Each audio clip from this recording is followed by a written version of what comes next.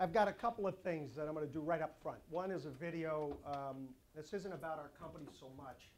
It's just it's a little bit about the demos that we deal with.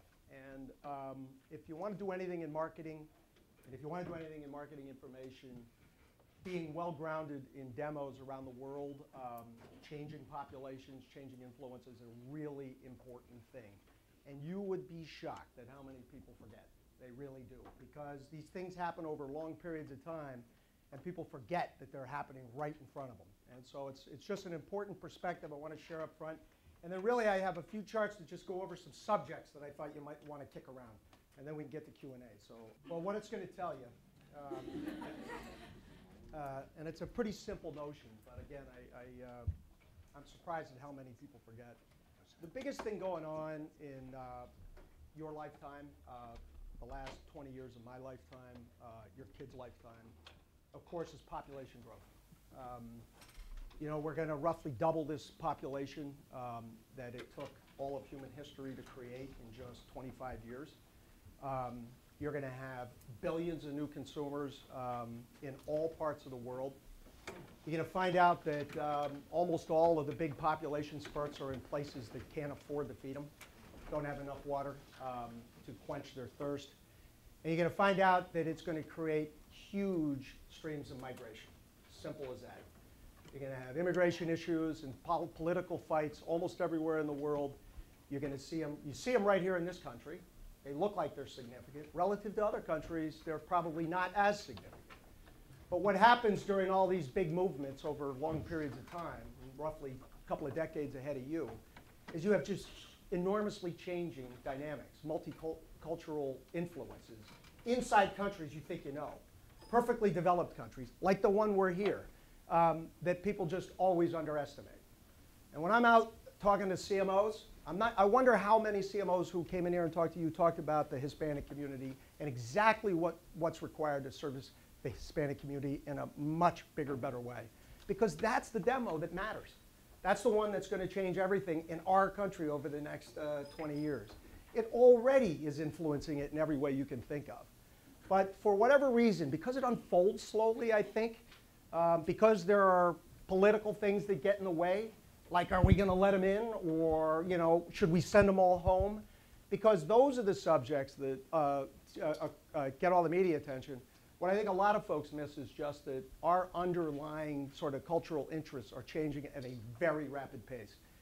And if somebody said to me, Dave, go down to Procter & Gamble and do everything you can to create opportunity at P&G, I think the first move I would make would be to build a marketing organization around the Hispanic opportunity. So I understood it, I knew it, I could pursue it in a way that others don't. Anyway, that was really what this is about. It talks about the age of populations around the world. You guys all know the big ones, Japan and what's happened there. China is the one that is going to just stomp everybody in terms of big changing dynamics. Of course, with the one-child policy and the sheer numbers, you're going to see the most massive aging, again, in human history in one country. And the ability to cope with that is going to be a sort of a crapshoot, in my view. But all of that sort of is part and parcel to marketing, consumer insight, and in my view is still the driving force. And I think it's the thing you want to get grounded on right away. It's not terribly difficult to understand because it's a numbers thing. But the cultural influences and all the idiosyncrasies that go with it, in my view, are pure opportunity. Now I need to just go to these few slides. Is this file screwed up? It says Dave Calhoun Deck. Right here. There we go. Thanks.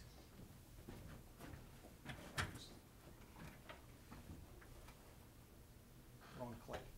First subject I'd just like to kick around with you, big data. This is the one I run into wherever I go. It is, in my view, the biggest both obstacle and opportunity for just about anybody in the marketing and consumer research world. And in fact, today I would refer to it mostly as a significant problem. It's confusing.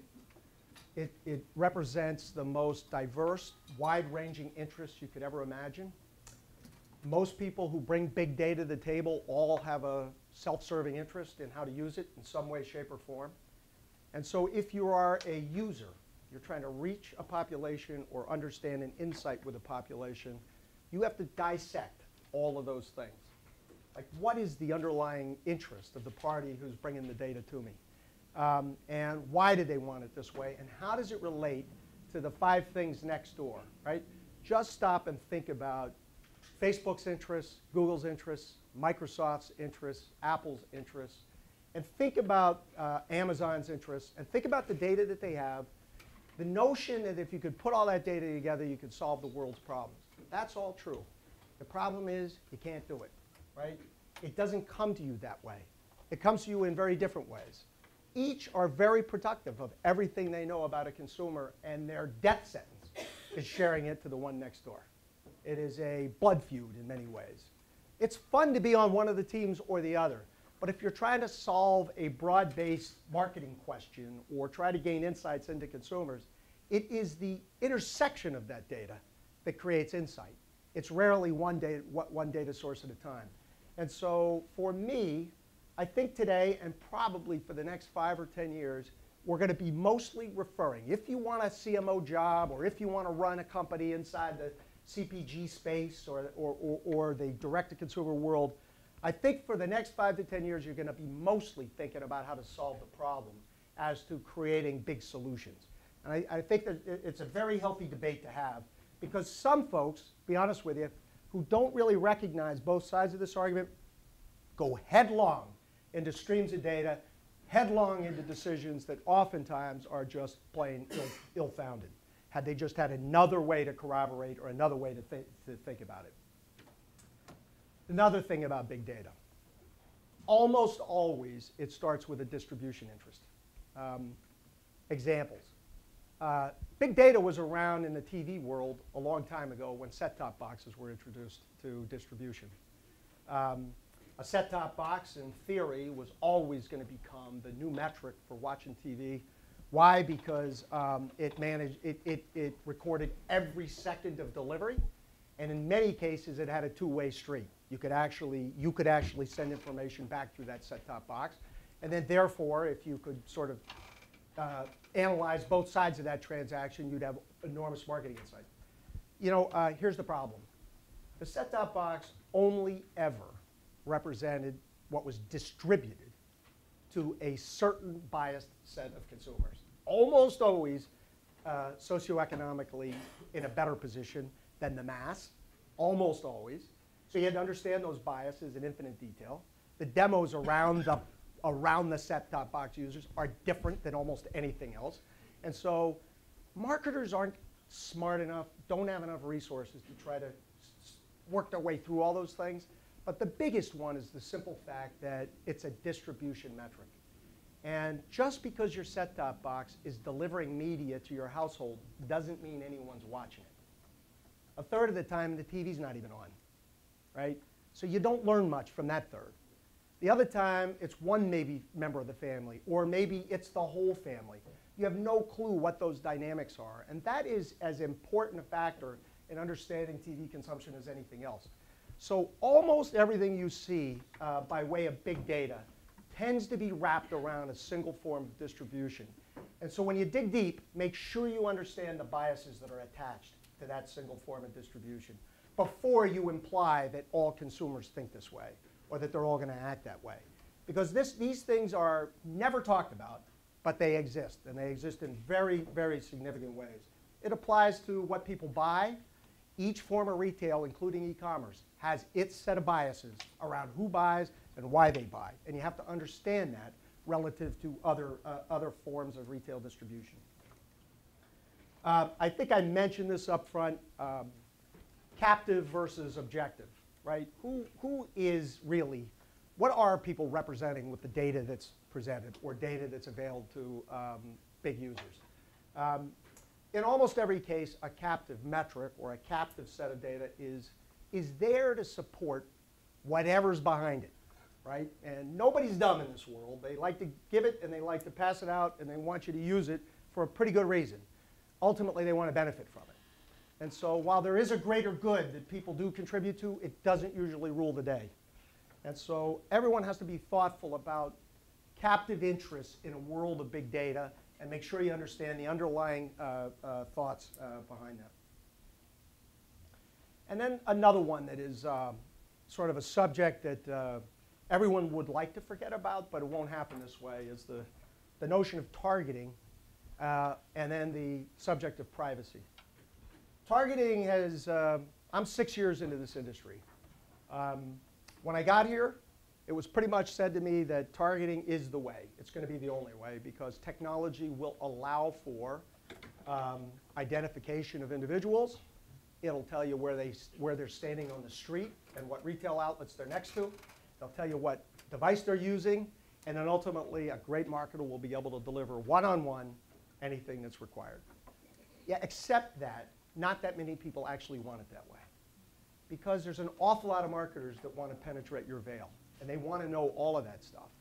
And marketers are not typically known for sort of social objectives, right? They want to sell you whatever they got. And they're going to try to find a way to do it. And the privacy interests are gaining lots and lots and lots of momentum. I happen to think for a very good reason. Right? I happen to think that's a good thing. And I think at the end of the day, you're going to want more time on Facebook with your friends than you're going to want with all the advertisers that would like to talk to you. And I'm pretty sure it's always going to stay that way. I think for most of the social media, for most of the search enterprises, they have sort of begun to figure out where those saturation points are. Some way overextended. I think the early versions of these kinds of things way overextended. I think the AOLs of the world crowded you out. I think the Yahoos of the world crowded you out. I think the Facebooks of the world post-IPO are going to try hard to protect your interests, but they're going to have a hard time doing it. And I think in the end, they're going to also have a tough time not crowding you out by virtue of allowing advertisers in. But that subject of targeting is gaining momentum. And interestingly, while most people would like to say that everybody, as I look around here and look at the ages, here likes being social and likes being open and likes all that, when we do all the surveys around the what ifs, i.e., there is no sort of ban on targeting, there is no protection of privacy, and everybody gets to you, it's a pretty much unanimous view that no one wants it that way. And so even the privacy interests, in my view, from communities like this are going to start to play in a very different direction. And it's a big deal. Europe has always been this way, and they will protect it, I mean, to the hilt. They will set the course. China protects it for very different reasons and probably doesn't do a very good job of it, right? And I don't think those political constraints will ever make it. But this whole notion of targeting versus privacy, I think, is a reasonably big deal. I think, as I think about this one, while I talk about it with a little bit of edge, I do think long-term it offers maybe the most potential of anything I've seen in my business life around how demand aggregates and how people think in big scale. And for a marketer, I'd probably invest a boatload of my time understanding this and moving forward and understanding what big data can offer. So another subject. This is really a broader subject around the world that I think you're going to live in and what it's going to do in businesses and how they're going to have to think differently about it.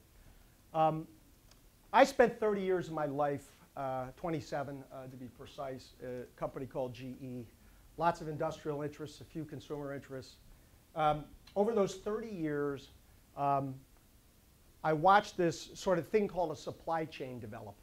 Now, a supply chain, for those who don't know, used to be a set of functions, very distinct and deliberate. You had a purchasing group that went out and bought stuff. You had a manufacturing group that sort of took whatever they bought, added some labor, and made stuff. You had a distribution group, and then you go down the path. Never once in the early going was it thought about as a supply chain. And then for 30 years, based on the Japanese model that started down this path because it was landlocked and constrained, learned how to put all those things together in a very synchronous way. And so rather than passing across function and rather than optimizing efficiency around each one of those activities, they learned how to put it together. And they introduced new tools that the world hadn't heard of in the beginning called Six Sigma. Sort of, you never make a defect. You stop the line when you have a defect. Cycle time, you compress the amount of time it takes you to get from the beginning to the end so that you're responsive to a market in every way you can think of. And for 30 years, this contributed enormous amounts of productivity and funding for lots of other things for lots of companies. And you watched it move from one industry to another industry to another industry, et cetera. And in a retail world, you watched Walmart dominate life by virtue of a supply chain strategy, right? Big scale, using information to move goods, right, more efficiently than anybody else, and they absolutely crushed the retailers across this country, at the point where they're roughly 25% of retail. I really believe that in the last decade of the last century, the benefits of supply chain optimization as a competitive differentiator pretty much lapsed. Doesn't mean you can afford not to be perfect. You have to be perfect. But everybody's perfect. Everyone's got this figured out. There's a science to it. The disciplines all came together, et cetera. So now you're in a world, you got way too much supply. You got an incredibly efficient supply chain. How do you differentiate yourself? Well, you're going to have to do it on demand. You're going to have to do it by differentiating the offerings you bring to consumers. And you're going to have to learn how to process information from consumers at a much faster pace. And you can't live with the same kind of functional deployment the world lives with today, right? You got a little marketing insights group that's in and of themselves in one place. You got a marketing and advertising crowd that's in another place that doesn't really talk to them. You've got a distribution crowd that wants to be as the most efficient distributor to every form of retail, wants to fight with every retailer about sort of how efficient they can be and where their placement ought to be on the shelf.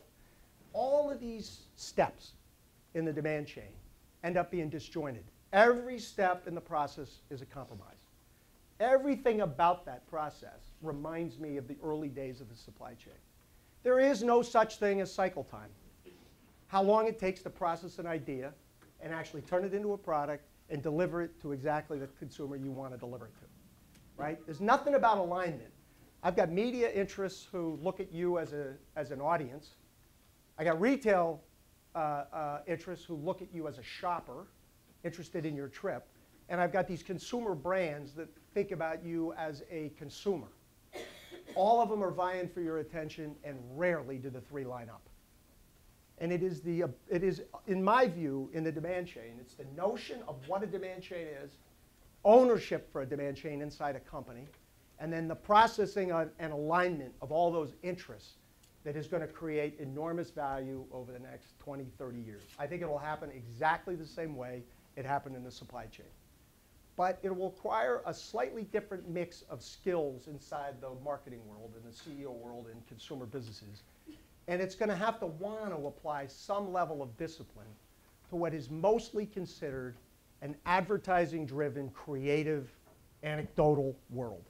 It really is the way most big marketing programs move. It really is where most success, all the badges of courage, are built around one great idea that everyone jumped on. It was one great campaign. It made a big difference. But those things come and go. And at the end of the day, it's this notion of a big chain where you, in my view, can create great competitive advantage. This couldn't happen. Just the thought of putting them together wouldn't do much for you. But the technology that you guys have all grown up with and the ability to assess where latent demands exist and emerging demands are cropping up, i.e. social networks, the discussion we just had on big data.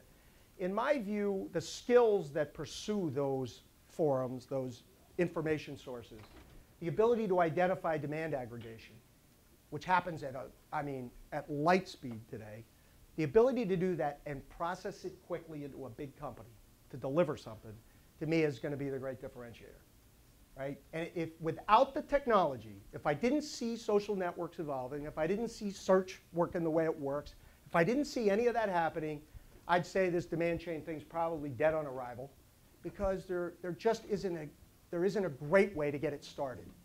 And all demand chains require something to get them started. The demand landscape, just a comment about the way I think about this one.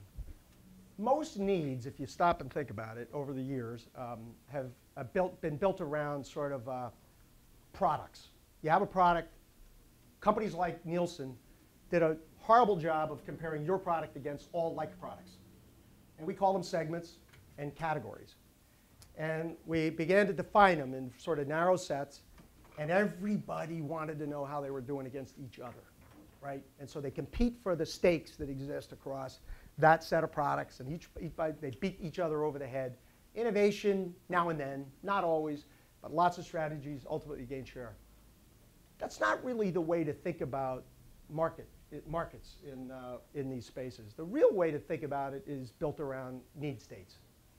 Need states are really hard to figure out, right? So exactly what are you doing when you want the bottle of Gatorade? If you're running, you just finished, and you go buy a retail outlet, you're going to pay them anything for that bottle, right? If that's what you want. It's a need state, satisfied. It's at the one end of the spectrum. But you'll pay them anything. You get any price point you want, as long as it's there and it's ready and it appeals to the need state.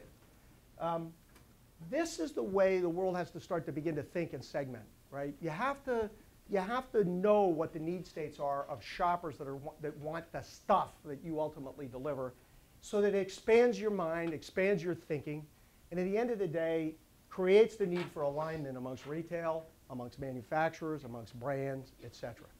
Everybody wants to appeal to a need state, including the media. The media programmers are always trying to satisfy your need states. That's where you can begin to build alignment. You need a premise on how to build alignment. In my view, the old-fashioned ways of looking at market shares and the product descriptions and the categories that exist, by the way, I make a lot of money doing it, right? But I think those are yesterday, and I don't think they're going to exist.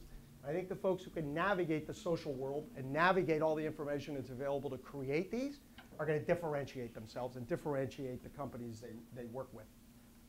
I talked a little bit about alignment. A comment on neighborhood. Almost all of the retail world that exists today, absent e-commerce, was built around the neighborhood, right? It was each neighborhood had a certain set of demographics, socioeconomics attached to it, and the retail outlet sprung up because it appealed to that crowd. It did a lot of research to find out who they were, and it built itself to cater to those needs. And today, as you guys all know, that's actually not quite the way demand forms anymore. It's not neighbor talking to neighbor literally. Yes, that still happens. But the big dynamic in the world today is neighbor talking to neighbor virtually, right? The notion of demand aggregation. It all happens socially. It happens on all your Facebook conversations and every other network opportunity that you're involved in. You probably all got a dozen of them. So the notion of where demand forms and aggregates is a different notion. And I think today it's a virtual notion. It's no longer that physical notion. And fortunately, the folks like Amazon and the folks who know how to deliver across that spectrum, they've got all the advantages, mostly built around that notion, in my view. So, tons of new tools, rarely discussed about the multidisciplined approach that has to be taken, in my view, to uncork the demand-driven world that is going to come. Just a note about measurement for anybody who thinks they might dabble in it. So where does measurement create value? The easy one for people to think about is insights. It's the aha. I went out, I did a piece of research, I found out that certain consumers like this color on this time of day and they want it in this form or function, and boom, somebody seizes on it and they get it, and it's a wonderful insight.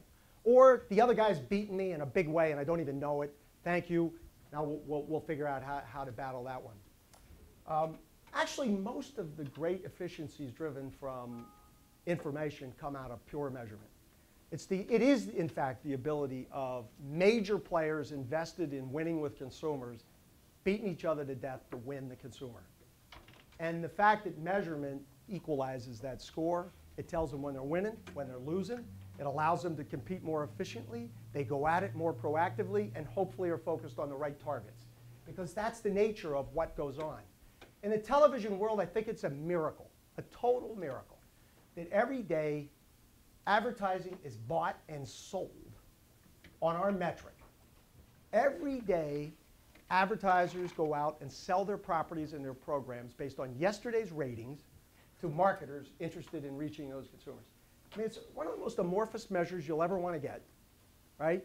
Yes, it's accurate. Yes, I'm proud of it. But somehow the industry gravitated to it. Why?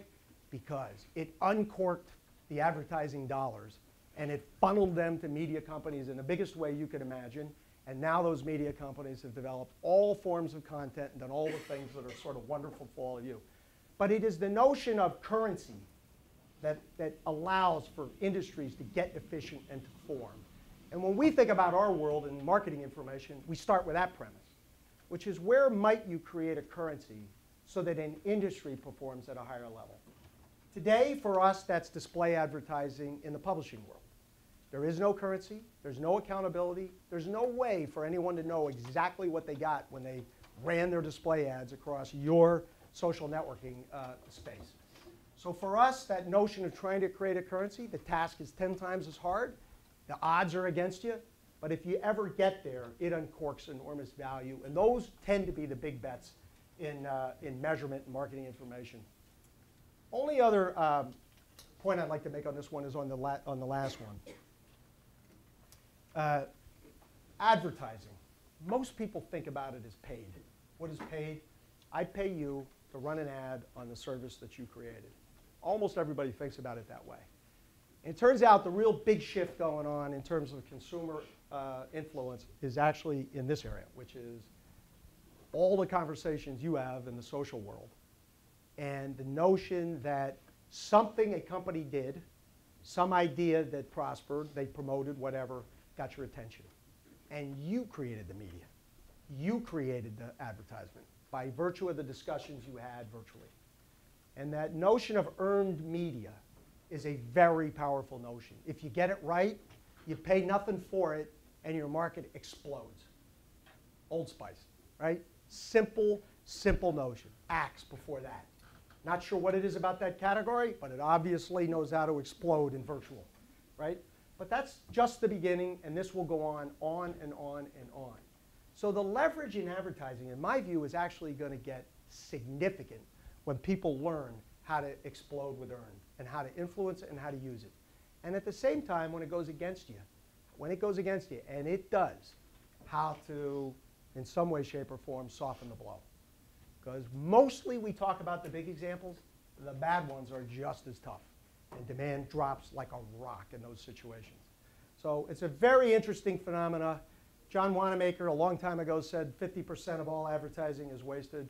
I think almost every ad person still believes that's true.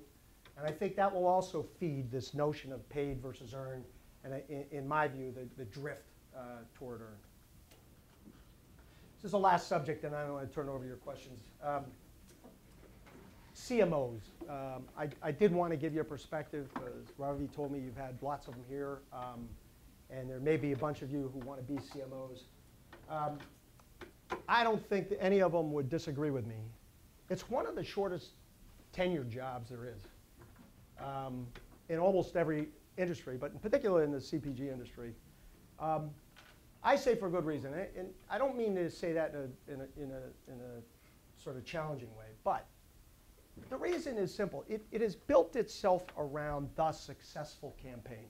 It really has. Unfortunately, as CMOs think about their lives and their prospects, they mostly are hunting for the campaign that's the winner, the big differentiator, the one that exploded during my watch, we gained a bunch of share, and I'm the idea guy, or I promoted the idea people, right? And it's unfortunately, that's really not what sustains companies. There has to be a broader view of what that is. In my view, the job should own the demand chain. It should define itself that way. It should say to itself on day one, I own the retail relationship. I own media placement. I own all those things. I own all the inside organizations, and my job is going to be to line them up in a way no one else has lined them up. And yes, I have to be creative. There is always a creative element that's going to differentiate. But these other things sustain, and they sustain in a very big way. And somebody's got to commit themselves to it. And if you don't, in my view, it's going to stay short-lived, and the tenure is going to rotate. And what happens to most of them is they rotate from one to the next to the next to the next.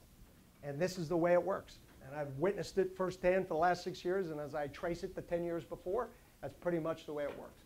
So there's nothing wrong with it, and it's not to say they are not brilliant in the work that they do, but until they take a bigger, more comprehensive view of it and own it and elevate it in a different way, I don't think you're going to have sort of the sustained performance that you would hope. The only other comment I would make is the agency dependency. Almost all CMOs are, because first of all, they start with that notion of campaign. They become incredibly dependent on agencies. Because the agencies, for the most part, have fed all the campaign ideas. They're really good at the work they do. I actually love the creative side of agency, and I think there's always a big place for it. It's just that you can't become completely dependent on it, right? If you're a CMO, you're going to have to mix it up, find lots of agencies to support you in every way you can, and also understand that there are a lot of changes going on that agencies have to deal with. And most of it relates to earned media and the social world, because they don't make a penny on that one. And if they feed it and it works, they lose. It's real simple. And so that whole notion of how to think about that dynamic is important, I think, for most. And I talk about operational alignment and discipline. I happen to think the CMO job just simply has to elevate and think about itself as a supply chain leader. And then they'll start to evolve into becoming COOs. And as the supply chain links with or the demand chain links with the supply chain, they will be the logical candidates to run all the companies. Anyway, that's a view. I'm not sure how it strikes the folks in the room, so I'll be happy to turn it over to you for Q&A. Oh, yep. Thoughts? Yep.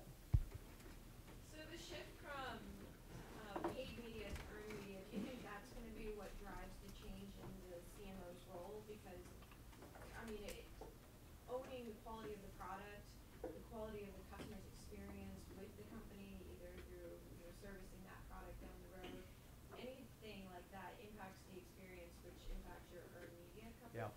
Well, let's put it this way. Do you see the link? Yeah, I don't know what dynamic actually shifts it.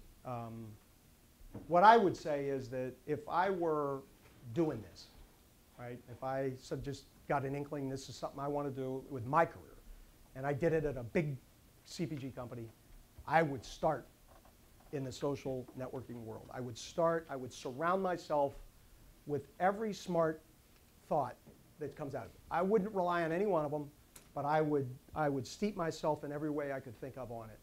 And I would watch the dynamics of earned media. And remember, it works both ways. I would have a very clear view as to sort of when it goes well and why it goes well and where it goes, and similarly for the downturn. I think all great insight is going to get derived that way, right? It's going to get derived that way. And then, yes, you have to drive it right through the experience, because almost all bad earned media is from a bad experience, almost all of it. Lousy product, bad distribution, didn't show up, you disappointed me on a holiday, blah, blah, blah. Almost always that's the case. And so it introduces you to the sort of the brand in different ways. Stuff you don't control, but you have to assume you do control. And if you don't control it, you should influence it, right? Every day, all day. And that's what leaders in the marketing world have to begin to want to own. So I think it's a great starting point. I'm not sure it's the one that cracks it, but I think it's a great place to start. I'm just wondering, the goal of shortening the demand chain, in that case, can scale hurt you? Like for companies that have to execute on a really large scale, is that something that hinders that shortening? Yeah. Scale, it's a great question. Scale always works against speed. It just does. But scale offers lots of other advantages, right? My notion is that the big scale players have garnered big advantages from their scale and have great positions. And I am certain with just a little work, they can get faster. I am really sure of it. So I just say, if you're this successful at scale, if you're twice as fast as you are, you're going to be that much better. And so that's the way you sort of think about that dynamic. But there's no question small facilitates speed in every way you can think of. I think about a great idea that comes out of the market Usually there's an insights group inside these companies. They're paid to go find this stuff. And or the agency world is loaded with them and they feed the system. You can't believe how these ideas sit for long periods of time being analyzed and overanalyzed every way you can think of. And I think about that idea. I paid somebody a fair amount of money to go find it, do all that stuff.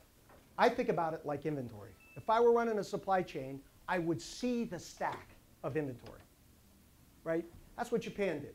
They didn't have enough room for all the inventory, so they just kept working on cycles so they wouldn't have it, right? But what happens in the ideal world, things get stacked, and different agendas get in the way. And so there is no notion of supply chain folks, there's these tack time measures and all this stuff.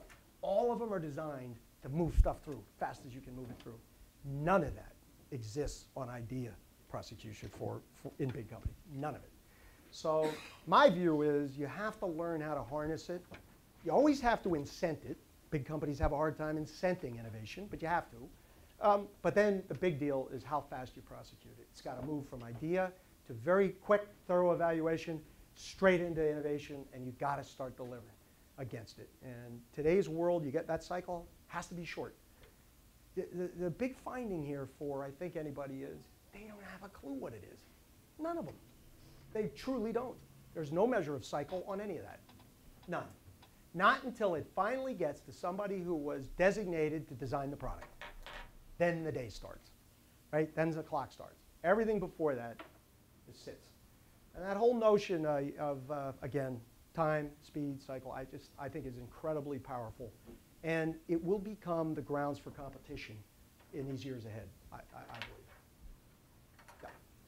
You mentioned need states, and just from my experience working with different companies, many companies are already targeting through attitudinal or behavioral metrics. Yeah.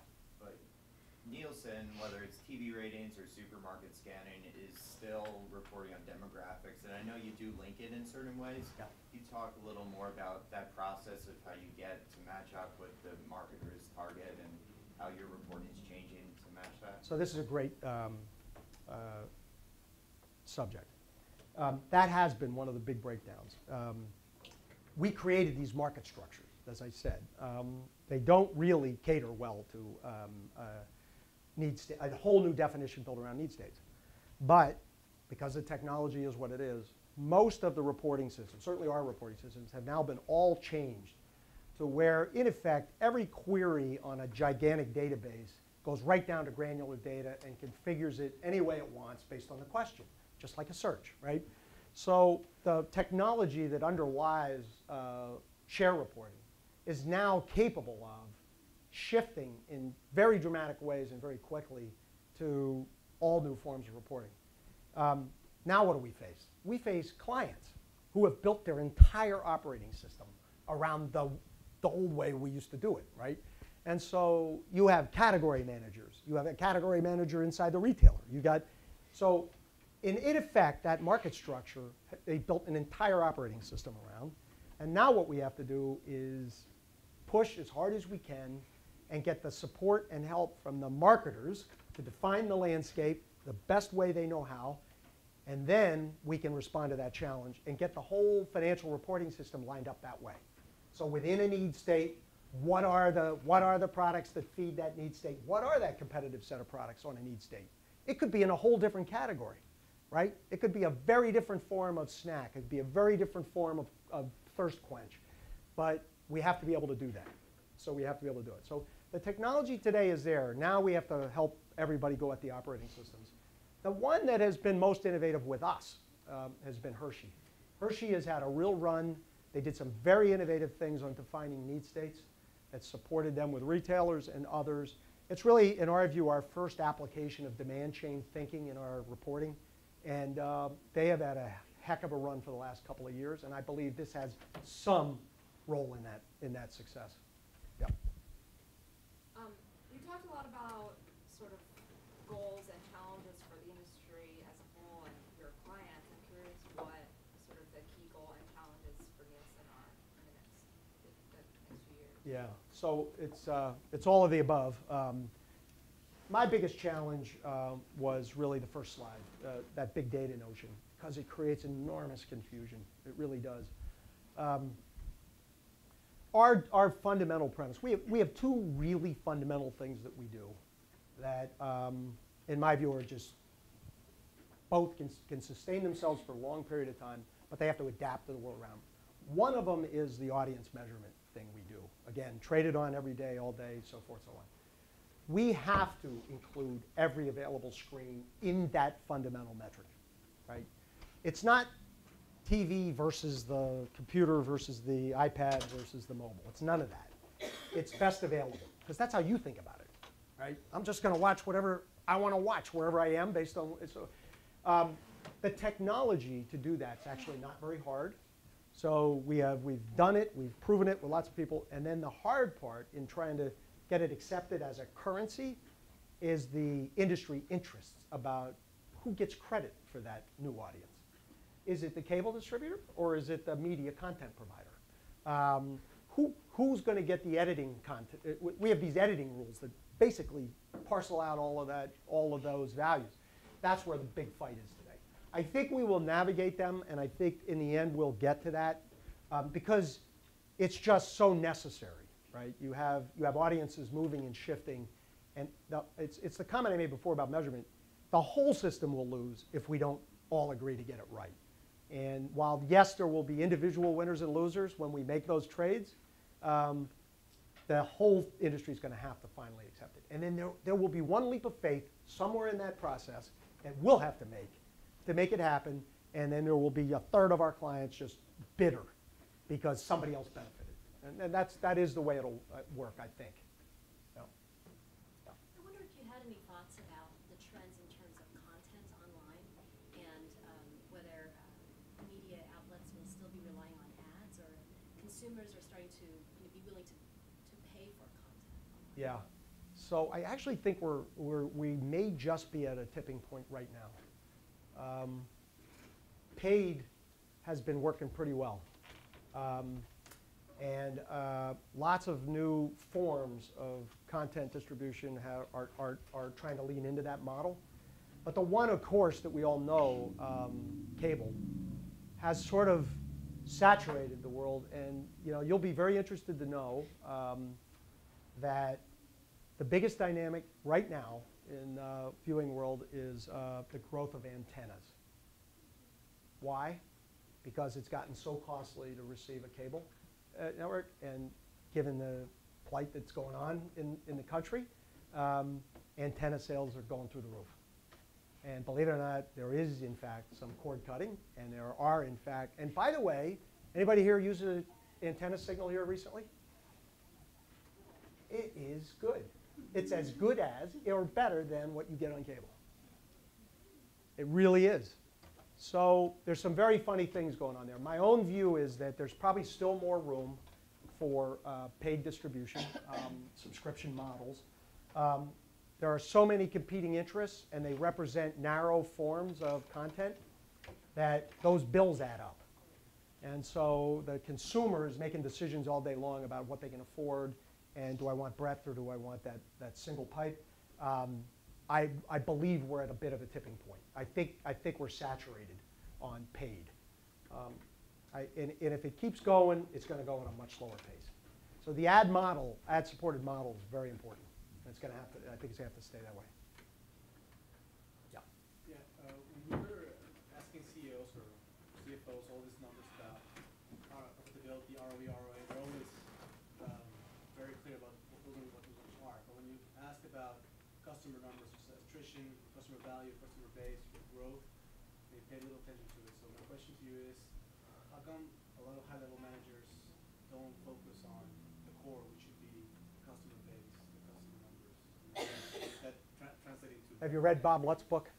Or have you read Bob Lutz's book or seen him? So he's the former vice chair of General Motors. He actually ran just about every automotive company. He just wrote a book on that subject, which is sort of the bean counters versus the. Look, I do have a lot of theories on this one. I can make it as clear as I can. Look, there's a lot of ambition in the world. The easiest route to success is to use the sure path, the sure set of numbers. Everybody, not for whatever reason, for obvious reasons, has to make financial numbers. The accounting system is perfectly balanced. It's precise. No judgment required. I got too much inventory over there. I didn't do well enough over here. My operating margins slight there. It's actually the easiest thing in the world, right? And I'm sure the finance part of the school would shoot me for that, but it is, right? So all that stuff's easy, but that's how most careers are made, right? Numbers get better, take dramatic action on supply chains. That's why the supply chain thing was sort of easy to put together, right? It's so easy to flesh out the benefits, and the numbers all support it every way you can think of. The customer stuff gets a little warm and fuzzy, right? It changes sometimes, and you don't know why, right? And so you have to do all kinds of research to go find out why. And it requires judgment every step of the way. Really good domain judgment has to be applied to get to the right conclusion from a lot of the customer-based stuff. I happen to think the great leaders actually do pay lots of attention to that. I think they get it. I think they all get it. But I agree with you, it's not the majority, not by any stretch of the imagination. And there is some point in your career or your growth where you have to make that leap of faith. You just do. And for you, in this world, it seems easy. But when you get out in that world and all the measures are coming on you and the investors are pouring on you, I mean, poor Bob McDonald. I bet he didn't get a single question at Procter & Gamble on this last earnings call that got bombarded. I'm sure he didn't get a single customer question. Not one. But he feels like his life's in his hands, right? And so this is the natural implication of all of that. And I just think it requires big, strong leaders to understand and know that if you want to build a sustaining operation, you got to get the customer numbers right. I do think Net Promoter Score was the first widely accepted metric on that subject. And there's a lot of correlation between high Net Promoter Scores and... It's always correlation. It's a question of timing. Yeah. There's always correlation. If you're living in the multi-year, it's perfect. If you're living in a quarter or even an annual, it's not so perfect, right? And that's where the fight is. And it goes on all day long. And those of you, you guys have all done stuff in business. You know that's what goes on, right? So it takes fortitude to overcome it. It takes fortitude to plow your way through it. I do think it's always rewarded. I happen to think it's always rewarded, but it's really uncomfortable going from here to there.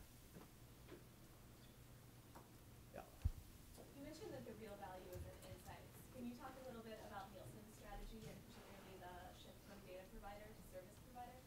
Yeah, so for us, the way we think about insights is the cross of watch and buy. It's the so what of all the work you do in watch, all of that audience work you do, all the collection of insights for advertisers. What is it worth? What do you get for it? And what data is most reliable in marrying against that to find out whether there's any real ROI going on in the marketing function. That is where we're going to sort of make our nest. We refer to it as advertising solutions. I'm not interested in custom insight. I don't want the one-time, oh gosh, we found out this one thing on this one product, this one place. There's lots of work that goes on in that space. We want to try to create metrics that allow for a continuous improvement to go on inside an advertiser's shop around brand effect and those kinds of things. One trap that I think a lot of people fall into in thinking about marketing and measurement, and I'll relate this to the CFO discussion. ROI, return on investment, right? Everybody's enamored with it. It's that subject, and the discussion's been around for a very long time. ROI cannot be applied to discrete forms of advertising or sales promotion, in my view.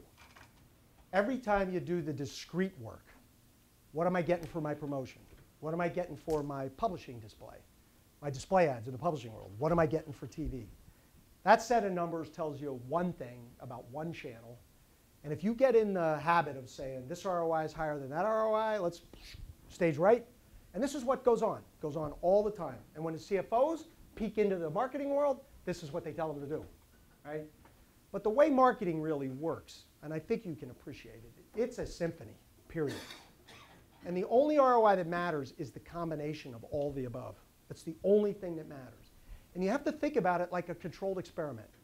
Every day, all day, every week. You keep certain things constant and you change other things. And you watch what happens. Is my ROI getting better or not? And then you continue to shift and you continue to measure. And the measurements today are getting good enough to be able to run that controlled experiment in a continuous way. I don't think about measurements as sort of one for each stack. I try not to think about it that way. I try to think about how you can sort of create a framework to continue to run that controlled experiment, to operate like a supply chain does. Tweak this, find out what it's worth 3 weeks later. Make another change, find out what it's worth. That's really, you'd be sort of surprised at how in arrears most marketing mix decisions are actually made. It's usually data that they collect from 3 months of history or 6 months of history. It's a set of analytics that goes on for another 3 months. And then there's a leap of faith that we're going to shift to 5% more display ad and 2% less TV ad. And then you got to wait another 3 months until you find out whether it works. You know, that's just an old world. It's an old system. I'm part of it. I do things in all parts of it.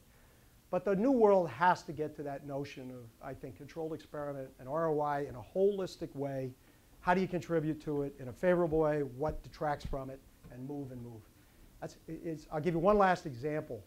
I was telling Robbie, when we started to create a new metric for the display advertising world, we were doing it largely at the request of Facebook for obvious reasons. The Facebook folks knew that if they had a really good metric and a measure, that the value of all that inventory would lift. There'd be fewer discounting just on the basis of that. And then she said to me, this is Sheryl Sandberg, who was one of the spectacular leaders of our time. She says to me, and I want all the TV money, right? Because that's what you do. That's where all the big advertising money is. And I want all that.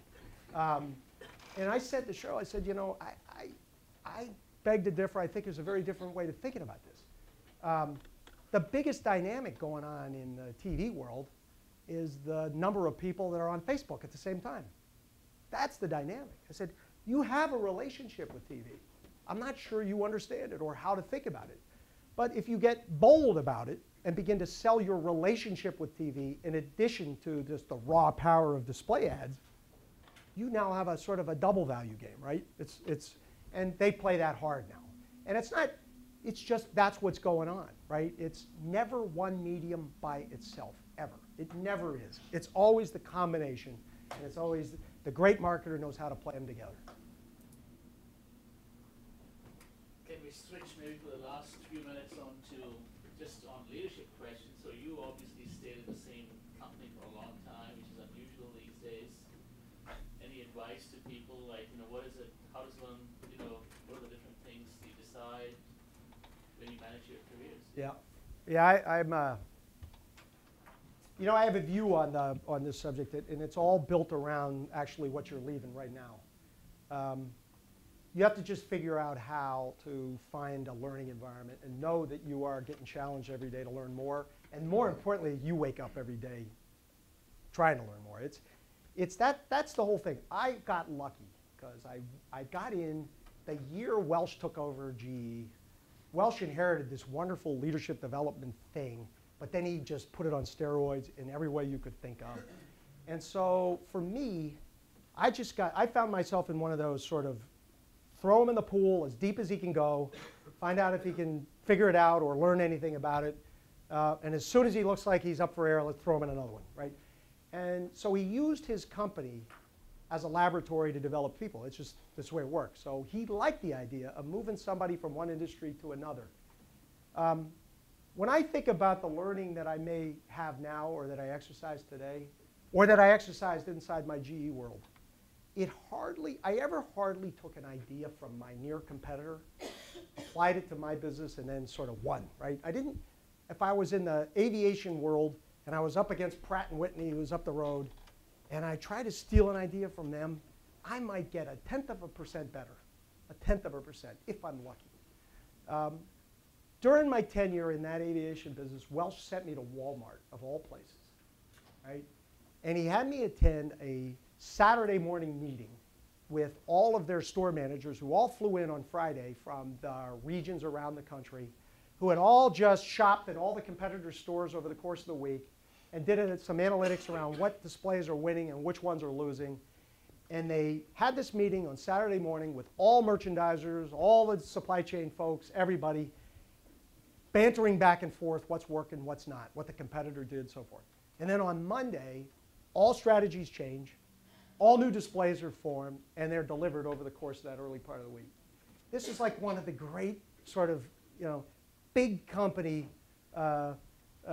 things I've ever seen in my life. And we refer to it as quick market intelligence. And the learning you get from something like that, going back to an aviation business that develops a jet engine for 10 years, introduces it to a market, and then sells spare parts for 35 years, right? You say to yourself, what could possibly you learn? Except that what we decided to do is we called up every service guy in the entire company, and we got them on a big call Monday morning every week. And we did our own form of what we call quick market intelligence. Because big long cycle companies get slow, sloppy, stale. It's just the nature of the beast. The guys in the middle and the ones that are highest up, they end up to be the most disconnected from the real action. And the real action happens on the runway. So we took this quick market intelligence concept and we brought it to the world's slowest business inside that network, and we sped it up every way you could think of. And it would be hard for me to describe the number of benefits that we garnered from that and the advantages that we believe we sustained because of that. But most learning goes from industry to industry, I happen to think. Because it's an industry who's dealing with a survival question that is going to come up with the best answer. That's the crowd you want to go find. That's who you want to learn from, and then you translate. So I lived in that environment, and that's the way it worked. And then I had this one thing. I knew I was going to leave before I was 50. I made the call to do it. Why in the world would you go to a big LBO in the market research space?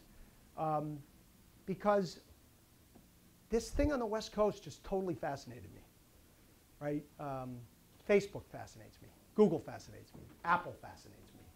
Industries that are just exploding because they've redefined they've given leverage to consumers.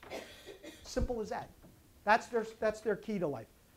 In the late 90s, you may recall, there was this word called disintermediation. All the dot-coms are going to disintermediate all the big companies. What did they do? They basically used internet technology to displace supply chains. None of them survived. The ones that survived are the ones that started with the demand side. All they did, that's all they did, was worry about creating an enormous pool of consumers built on satisfying their direct needs. Nothing more. Didn't make a buck, didn't have a business model, nothing. But that's what happened. And this huge thing is happening right before my eyes. And if you come from my world, industrial, call it whatever you want, this is all new stuff. It's like the most new stuff you could ever think of, right? And I just think about it, all I did was go down again. And you hope you come up for air. But I just think there's a good luck with that thing. Hey, you just wonder. We got it, yeah. Good side. Yeah. So anyway, my advice on that subject is to just keep burying yourself in difficult, tough situations where the learning is intense. Any other last question of the day, of the semester? Of the This year? is it. It's done. It's over. They're dying to get out of here. All right. Good. Thank you so Yeah, much. thanks, everyone. I appreciate it.